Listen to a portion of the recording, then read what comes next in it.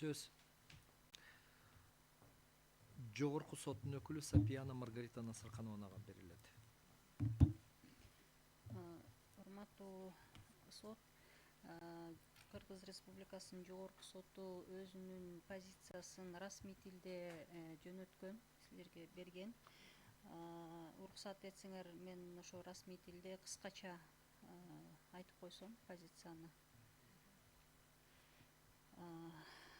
Каралып аткан иш боюнча защита гражданских прав, в частности, административный порядок его защиты неразрывно связаны с фактором времени, установленные административным процессуальным законодательством сроки придают большую устойчивость и определенность регулируемым административным правоотношениям, обеспечивают оптимальную реализацию субъективных прав и эффективную судебную защиту.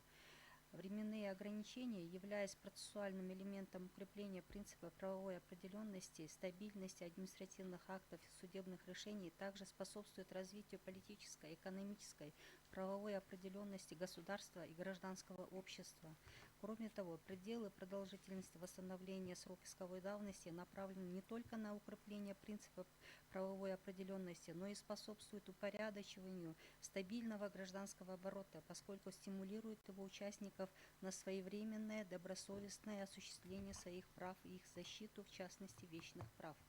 Так, исключая злоупотребление правами, оказывая дисциплинирующее воздействие, установленные предельные сроки также способствуют реализации конституционного принципа, в соответствии с которым осуществление прав и свобод человека не должно нарушать права и свободы других лиц, поскольку дела об оспаривании административного акта или действий, бездействия госорганов относятся к публичным правоотношениям. Рассматриваемые вопросы могут касаться не только лиц, обращающихся за защитой своих прав, но могут также затрагивать права и интересы других граждан.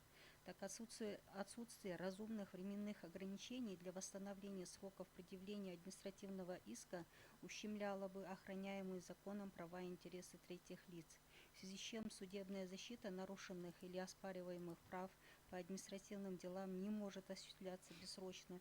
Такие дела должны рассматриваться с особенностями административного законодательства в пределах установленного законом времени. Также хотели бы отметить, что в решении Конституционной палаты Кыргызской Республики от 17 февраля 2016 года было установлено, что в целях стабильности гражданского оборота реализации вышеупомянутого права на судебную защиту должна быть ограничена пресекательными сроками.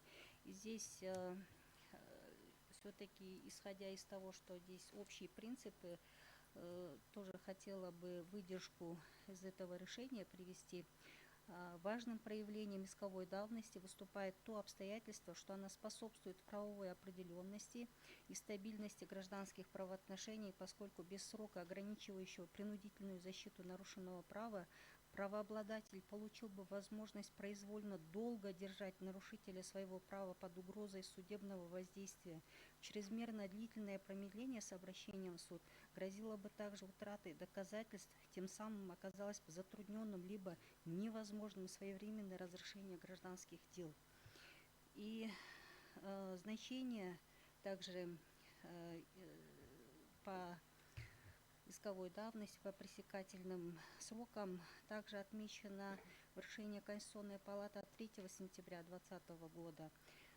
Здесь суд указал, что значение исковой давности проявляется также недопустимости злоупотребления заинтересованным лицом правом на судебную защиту.